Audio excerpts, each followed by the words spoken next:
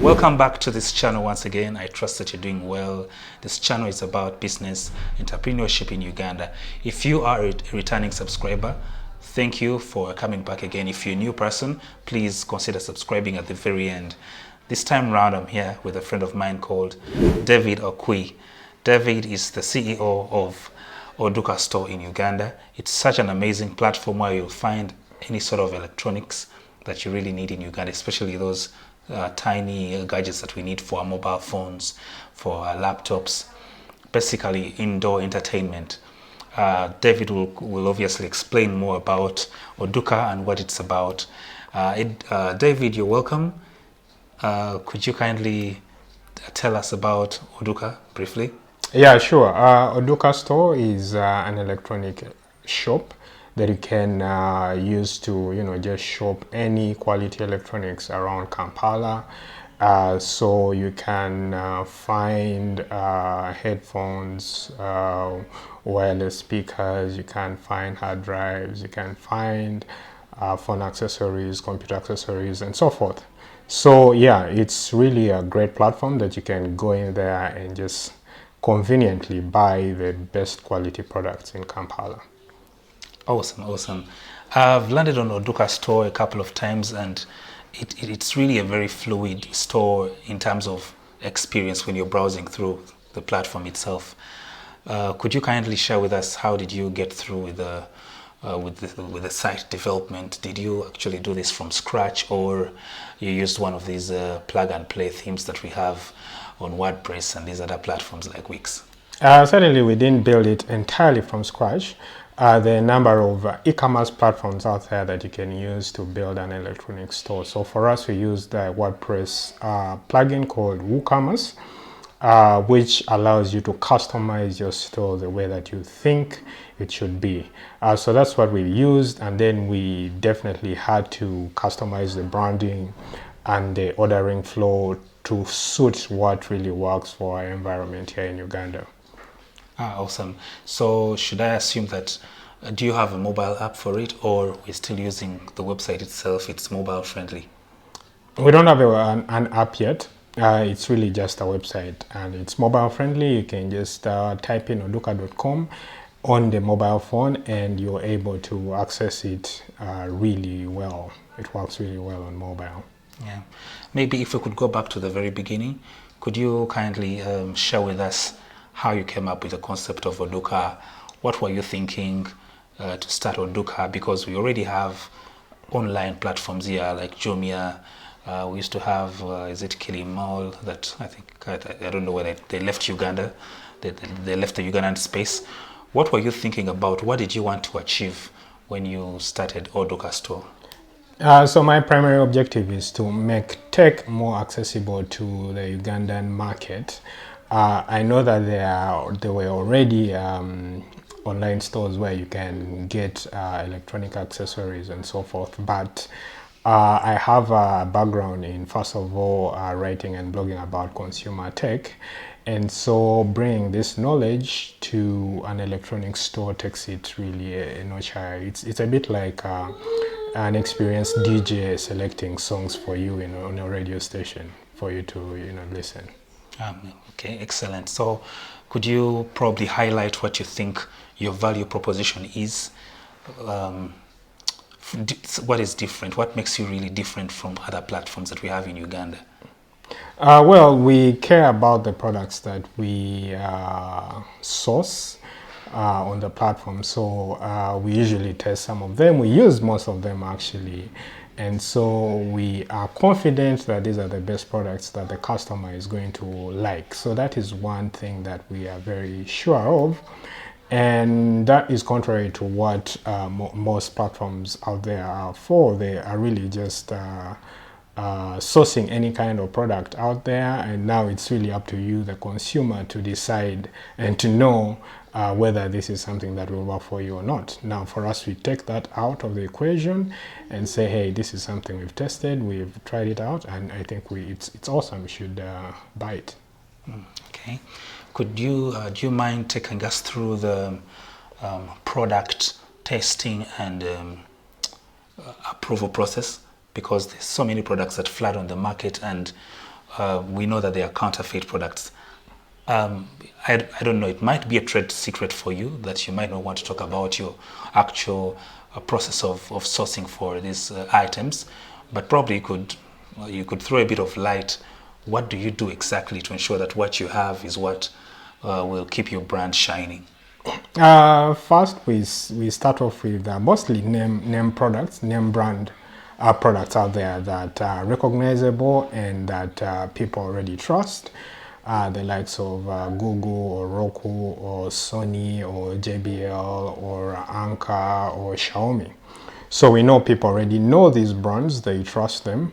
Now we have to select the best product at the best price for this market that we think that people will, first of all, they will find valuable and they will be able to afford it. So it's really that simple. Usually we ship in a few units, test units, check it out, sample it, does it make sense, does it not, and then we list it on the platform. Okay. I've interacted with platforms like Alibaba, and usually when you want to buy samples, they have a minimum viable quantity. I think that's what they call it. Minimum viable order. Minimum order quantity. Minimum order quantity. Thank Yes. you. Do you hold a conversation whereby you probably you've probably built a relationship whereby at this point in time they're not as stringent on first buy 1,000 items so that we can continue with this whole thing. Yes. So is that the case? That's a challenge, but it's variable depending on which vendor you're going to speak to on Alibaba. So the MOQs are variable depending on the seller and the supplier. Some of them have really crazy MOQs, 1,000 plus. Others have really small MOQs like 10, 20 pieces, and that's something that you can manage. So for those guys that have high MOQs, you're obviously just going to brush over them and get to something that you can handle. Okay. Let's get into the challenges in Uganda's e-commerce ecosystem. What is that number one pressing challenge that you think should be sorted out so that we can move smoothly and see people taking up e-commerce or shopping online? Well, that's a broad question, but mostly, infrastructure is really very important. It is something that we cannot innovate around. It's something that has to be there in order for some of the things to work smoothly. So, and they're really basic things like addressing schemes, naming roads. It's something that doesn't really cost much. Putting up a label on the road, and okay, this is for example William Close. That is really easy. So when the delivery guy comes, you just tell him, oh, just come to William Close, and he sees William Close there and he's able to arrive at your destination. So this is really simple. It doesn't take so much money to do, and it's something that the local council, the government, can really do. And then we obviously talk about the bigger infrastructural issues such as roads and mostly roads. Most of our roads are really seasonal, so when it rains, delivery can't happen. Or if it is really dry and it's dusty, such issues make it extremely hard for the delivery process to happen to the last mile. So that is really number one. If we can smoothen out some of those issues, then it will make online deliveries really as smooth as possible. Okay, so I presume you have a return policy. Yes. Could you kindly elaborate? Does it mean that an item shouldn't have been opened? For instance, if it's a phone, obviously the seal is broken, and then probably the terms of return will be null and void. But if it's these other tools, how do you go about it? How do you verify that, well, this is something we can take up and replace? Well, if a product has a factory defect, whether it's been opened or already used, then the customer is should be able to return it and we should be able to accept it.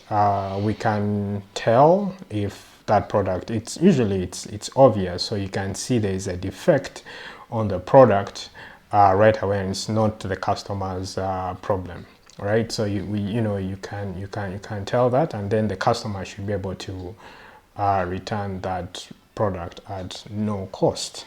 Okay. Yeah, we've had those issues. I think there was a certain cable that you had ordered on the platform, and it had a physical defect. Yes, such issues. It's really obvious. You can really tell that this is a factory defect, and it needs to be returned, and the customer has to either be refunded or they have to be given a different product. Yeah, one thing I noticed with Odukar, you actually emphasize same-day delivery. If something has been ordered before, is it midday? Yes. That is something I found interesting. How did you come to choose and emphasize and actually ensure that same-day delivery is a thing that you have to push for? All right. So Kampala is a very small city, even wider metropolitan Kampala itself, when you include peripherals. It's still small. You can deliver a product within 1 hour tops, right? Or maybe 2 hours tops, really. So you can actually pull it off because the geography of our coverage or our market allows for that. So if I dispatched an order right now to somebody in Natete or Boyogere, a border should be able to arrive there within 60 minutes. Yeah. Oh, awesome.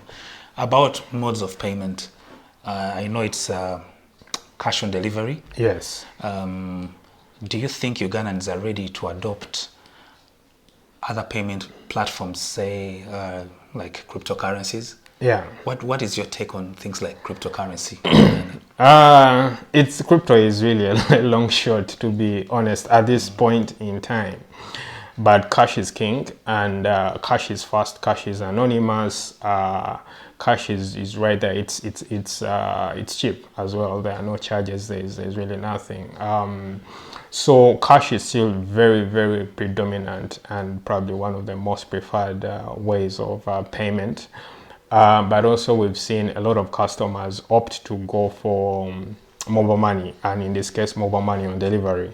Not prepaid. So customer is going to make an order on the platform and then wait for the delivery to happen, and then at that point that's when he sends the money through mobile money. So that's mobile money on delivery, and that's something totally new that I hadn't anticipated or even expected before. I thought that people would have to pay. If they chose mobile money, they'll have to pay prior to the delivery process. Yes, and cryptocurrency, hopefully maybe in a few more years, we still have time to get people to get used to the idea of cryptocurrencies, not just for payments, but what they are really and what they can do. I also think government's position is still different on cryptocurrency. Yes, the Ministry of Finance does not think it is a currency that we should delve into. Yes, so that's from a regulatory perspective. There's a lot of work that needs to be done in that area. Currently, crypto is, you have a lot of scams in the process. You have a lot of very unclear procedures, and the regulator has to protect consumers from such incidences, okay. Right? Yeah, so, but cryptocurrency, I believe, is the next step in digital payments. Okay. Yeah, anywhere in the world. I wanted to ask still about Odukar. Why isn't Odukar a platform whereby vendors or sellers can actually create accounts and upload stuff and sell the way we see other platforms like Jumia? Why is the model different? Our approach is, because now we think platform is king. Yeah. Yeah. You don't have to do so much when you have the platform itself. Our approach is to be a retailer first and then a marketplace, hopefully later. It's something that people don't really know, that platforms like Amazon is a retailer first and foremost. So they own their stock, they buy products, they produce their own products and devices, like the Amazon Echo and the Fire Stick and the tablets and so forth. That is all Amazon inventory. I'm sure you've heard of Amazon Basics and Amazon Essentials and Amazon Brand. So that is their stock, and that's their product. And then they turn it into a marketplace. They have other people that come and sell onto their marketplace. Until recently, at least 50% of Amazon revenue was coming in from their own product. So that helps you control a lot of factors, including pricing, including delivery, customer experience, and so forth, quality, and all that kind of stuff.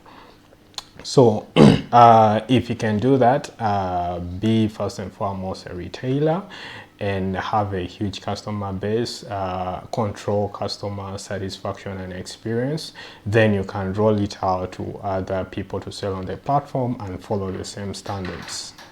I think that strategy is more sustainable and brilliant. Okay. Since we already know the Amazon model of warehousing, whereby you can pick things at the nearest points, yeah, do you think that it's not like rocket science, really? No. Are there ways that Ugandans can have their own model of having those places where you can pick points, where you can pick products from, so that you reduce on delivery time? Yeah. Do you think there's anybody in our space that has replicated something close to that? I think the Jumia has something like that rolling through Jumia pickup sessions. They have done a partnership with Bata stores and I think Shell and Total. I don't have the details, but I think they have done something like that. But now that needs to be rolled out on a scale so that other retailers, online stores like Odukar, can benefit. It should be an independent platform that somebody can roll out as a service and then rent it to independent players like us. And then, yeah, customers can benefit. I think there's an opportunity there that people should be able to look into and do. Okay, so last but not least, what should we look out for, especially 2020 and the years ahead, in terms of Odukar Store? Right. What should we anticipate? That's an interesting question. Right now we are still a very niche electronics store, and we are hoping to expand into other categories and other niches. We are not yet really happy with our coverage just on tech products yet, and we want to expand into broader categories and even have the best more products that people can purchase. So our goal is to make sure that you don't go through the hassle of filtering out what is the best smartphone or TV or ring light or camera or whatever. You just know that Odukar has the best product out there, and if I bought a product of their platform, I think it's the best that there is for that particular price range. So that's what we want, and that's the confidence we want to instill in our customers, and hopefully we should get there very soon. Yeah, that is really quite well said. If you haven't been to Odukar Store, please look for odukar.com. Yeah. Please swing by, look at the store, have an experience, browse through, click through, and then tell us what you think. You can throw any of your feedback in the comments section. You can drop them an email, tell them what you think. Yeah. Believe me, you'll get exactly what you need. At least I've bought a couple of things from the store. I even returned a product that I felt wasn't working right, and it was replaced on the very day, and I didn't have to pay for the cost of delivery again. If you haven't subscribed to this channel yet, please consider doing so. Hit the like button so that the video may be found by other people. Thank you for watching, and we will be seeing you in the next video. Bye-bye. See ya.